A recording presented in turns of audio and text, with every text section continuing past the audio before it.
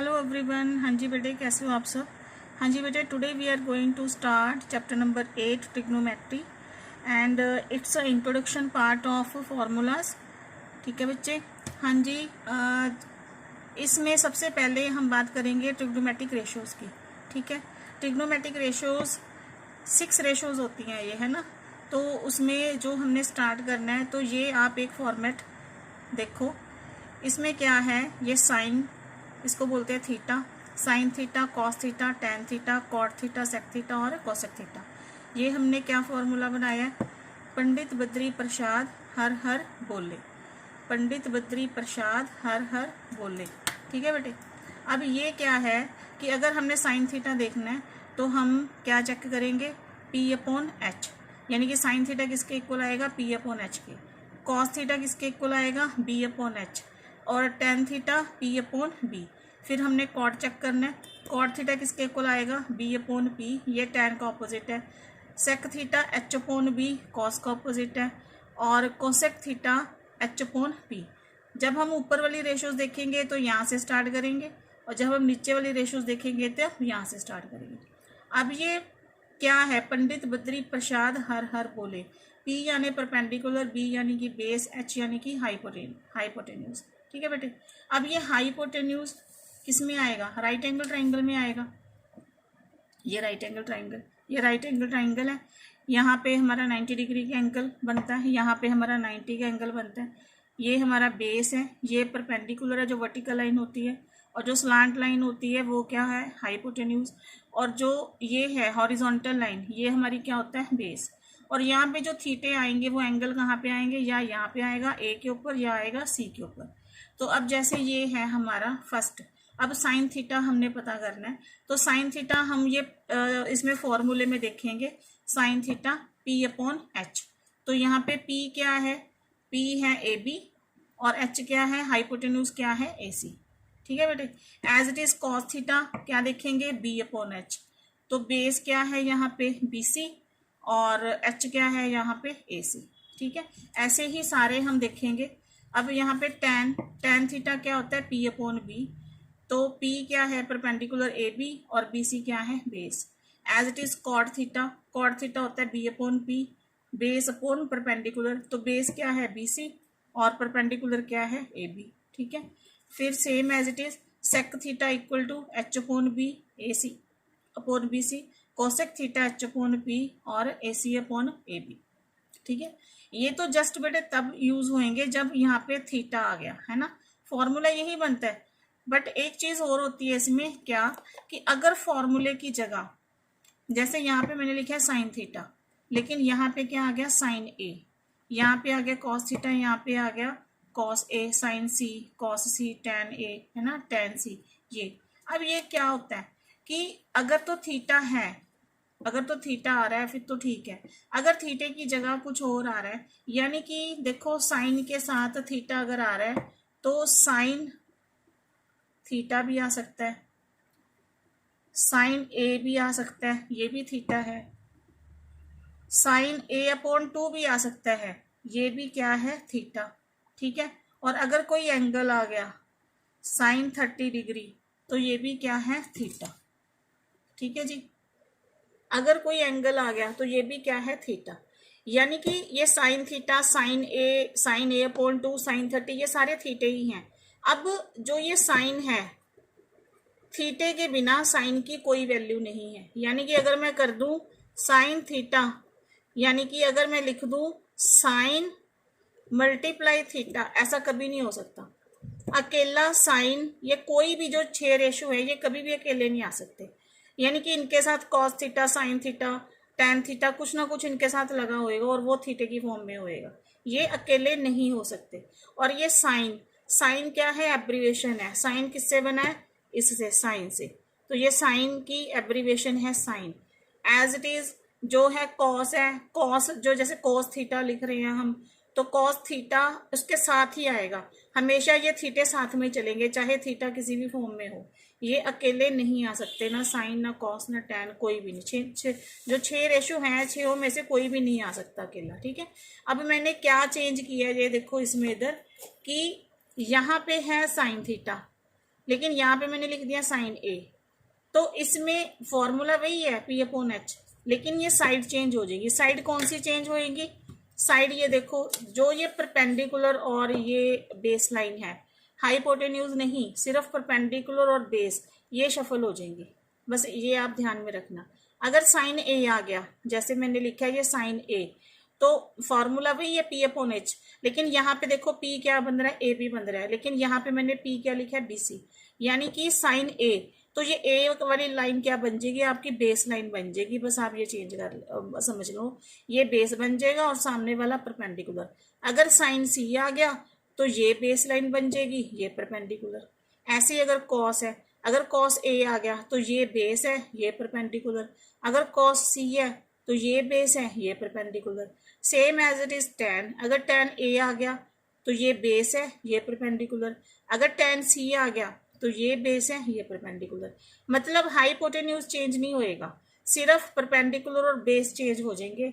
वो भी सिर्फ इन तीन जनों में लगता है, यानी कि ये शफलिंग जो होती है साइड की, साइन, कॉस और टैन में होती है। नीचे कॉट, सेक और कोसेक में यहाँ पे शफलिंग नहीं होती।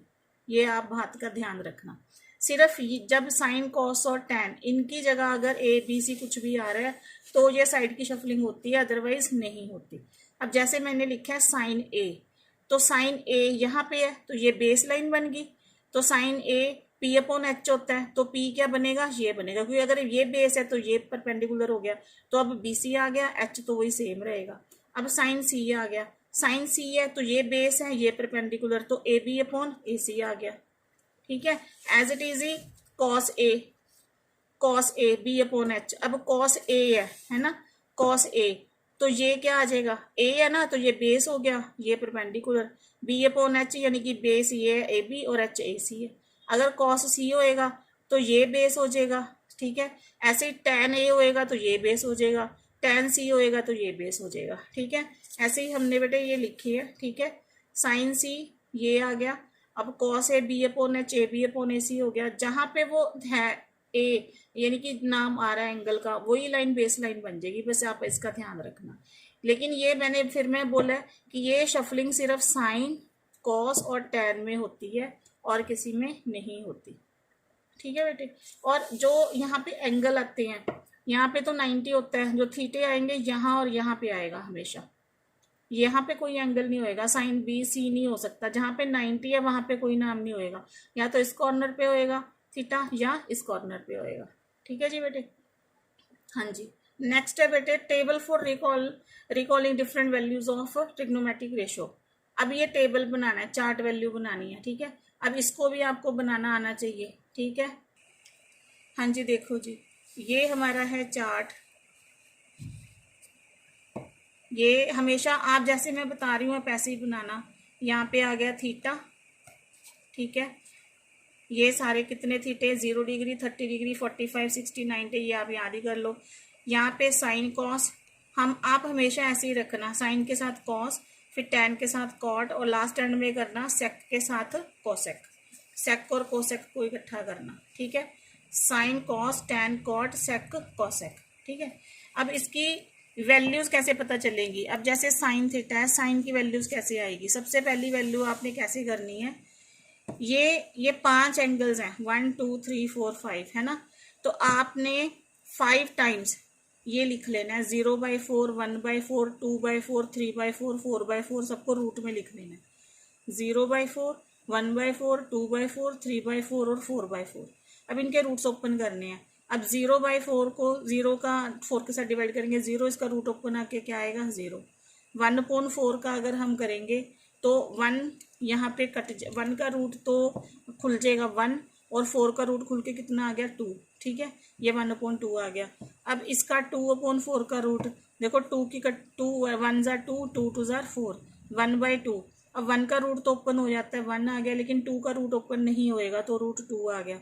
फिर आ गया रूट 3/4, 3 का रूट ओपन नहीं होएगा तो ये 3 रूट में रह गया। 4 का रूट ओपन होगा तो 2 आ गया। अब इनकी कटिंग होगी, कितना आ गया, 1। 1 का रूट ओपन होएगा तो क्या आ गया, 1। अब ये जो हमारी वैल्यूज आई हैं, ये हमारी साइन की वैल्यू आ गई। ठीक है, अब ध्यान से देखो, ये साइन की वैल्यू हमने लगा दी। ठीक है जी। अब देखो ये साइन की वैल्यूज लगा ली। अब उसके नीचे क्या है, कॉस। कॉस के कैसे करेंगे, इनको आप क्या कर दो, शफल कर दो। यानी कि ये 0 से ऐसे आया 0, 1/2, 1/√2, √3/2 1। अब इधर से 1 से ही स्टार्ट कर दो। जैसे इधर 1 आ गया, फिर √3/2, 1/√2, फिर 1/2 0। यानी कि इसको उल्टा हमने क्या कर दिया, शफल कर दिया। ठीक है। अब जो tan थीटा है, tan थीटा आप याद रखो, ये याद रख लो वैल्यू। 0 की 0 डिग्री होएगी, 45 डिग्री पे 1 होता है, 30 पे 1/√3 और 60 पे √3 और 90 पे नॉट डिफाइन होता है। ठीक है, ये तो आसान है, सिर्फ यही 3 याद करने पर आपको। और जो कॉट है इसको फिर शफल कर दिया tan को, यानी कि यहाँ पे नॉट डिफाइन है, यहाँ मतलब इधर से स्टार्ट कर दिया, नॉट डिफाइन, √3 1, 1/√3 0। ठीक है जी। उसके बाद आ गया सेक। आप ऐसे ही लिखना जैसे मैं बता रही हूँ, आपकी मैथ बुक में ऐसे नहीं बताया हुआ। Sine cos tan cot sec cosec आप ऐसे ही लिखना है, ऐसे आपको ये याद हो जाएगा। ठीक है। फिर आ गया सेक। अब सेक क्या है, रेसिप्रोकल है किसका, कोस का। ये रेसिप्रोकल है। सेक क्या है, कॉस का रेसिप्रोकल। 1 का 1, √3/2, 2/√3, 1/√2, √2, 1/2 2। तो ये क्या आ गया, यहाँ पे 90 डिग्री पे क्या होता है, नॉट डिफाइन। ठीक है जी। अब कोसेक। कोसेक क्या हुआ, इसको फिर शफल कर दो।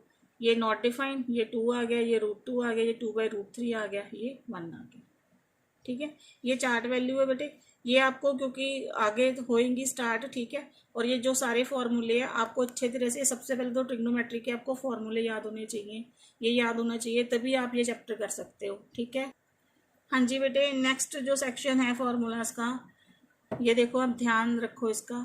जैसे फर्स्ट ग्रुप है sine square theta plus cos square theta equal to 1। आपको ये मेन याद रखना है, sine square theta plus cos square theta equal to 1। अब 1 में से, यानी कि राइट साइड में से 1 में से साइन माइनस कर देंगे तो क्या आ जाएगा, cos square theta. 1 minus sign square theta cos square theta. 1 में से ही अब कॉस स्क्वायर थीटा माइनस कर देंगे तो क्या आ जाएगा, साइन स्क्वायर थीटा। मेन आपको ये याद रखना है। ठीक है। सेकेंड ग्रुप है हमारा 1 plus tan square theta equal to sec square theta. अब ये राइट पे sec square theta, sec square theta -1 equal to tan square theta आ जाएगा। Sec square theta minus tan square theta equal to क्या आ जाएगा, 1 आ जाएगा। ठीक है। अब तीसरा ग्रुप है 1 plus cot square theta equal to cosec. यहाँ पे आपने इसको याद रखना है, यहाँ पे आपने इसको याद रखना है। अब 1 plus cot square theta equal to cosec square theta. अब कोसेक स्क्वायर थीटा में 1 माइनस कर देंगे तो cot square theta, cosec square theta में कॉट स्क्वायर थीटा माइनस कर देंगे तो क्या आ जाएगा, 1। ठीक है जी। अब जो लास्ट ग्रुप है sine theta upon cos theta किसके इक्वल होता है, टैन थीटा की। ठीक है। साइन अपॉन कॉस किसके इक्वल होता है, टैन थीटा। अब 1 अपॉन टैन किसके इक्वल होता है, cot theta. Sine upon cos tan theta, 1 upon tan होता है कॉट थीटा, ये आपको याद ही करना पड़ेगा। 1 upon cot tan theta, 1 upon tan cot theta और 1 अपॉन कॉट क्या आ जाएगा, टैन थीटा। अब कॉट और टैन को मल्टीप्लाई करेंगे, कॉट मल्टीप्लाई टैन थीटा कितना आ जाएगा, 1। ये एक फॉर्मूले से ही 2 2 3 3 फॉर्मूले जनरेट होते हैं, तो आप इसको ध्यान से समझ लो। ठीक है। जैसे मैंने ऊपर बताया था ये साइन अपॉन कॉस है। अब अगर इसको उल्टा कर दिया, cos upon sine, sign upon cos tan है तो कॉस अपॉन साइन क्या है, कॉट। ठीक है। अब टैन के भी 2 फॉर्मूले हैं, एक साइन अपॉन कॉस, एक 1 अपॉन कॉट भी टैन और साइन अपॉन कॉस भी tan. As it is cot के भी 2 फार्मूले हैं, 1 अपॉन टैन भी कॉट है और कॉस अपॉन साइन भी क्या है, कॉट है। ठीक है जी। अब आ गया 1 अपॉन साइन। 1 अपॉन साइन होता है कोसेक थीटा के equal, 1 upon sine theta equal to cosec theta.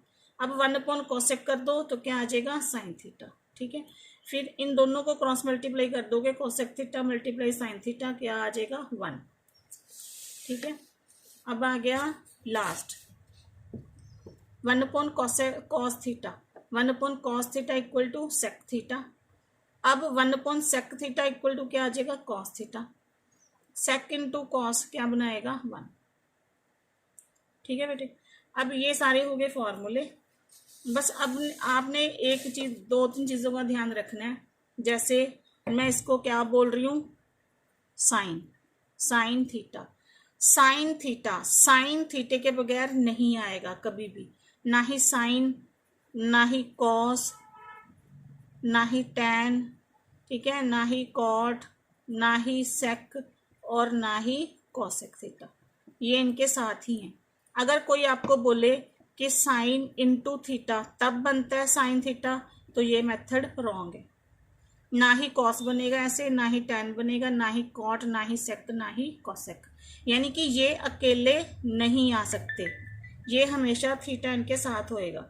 Theta किसी भी फॉर्म में हो सकता है, थीटा साइन ए हो सकता है, ठीक है, साइन A/2 हो सकता है, साइन 60 डिग्री हो सकता है, मतलब ठीक है, थीटा हो सकता है, ए हो सकता है, ये हो सकता है, ये सारे ये किस में काउंट होएंगे, ये थीटे ही काउंट होएंगे, ठीक है। और बाकी बेटे आपको इसके फॉर्मूले याद करने पड़ेंगे, फॉर्मूले आपको अच्छे से याद हो जाएगा और तभी आप ये एक्सरसाइज ये चैप्टर कर सकते हो, ठीक है।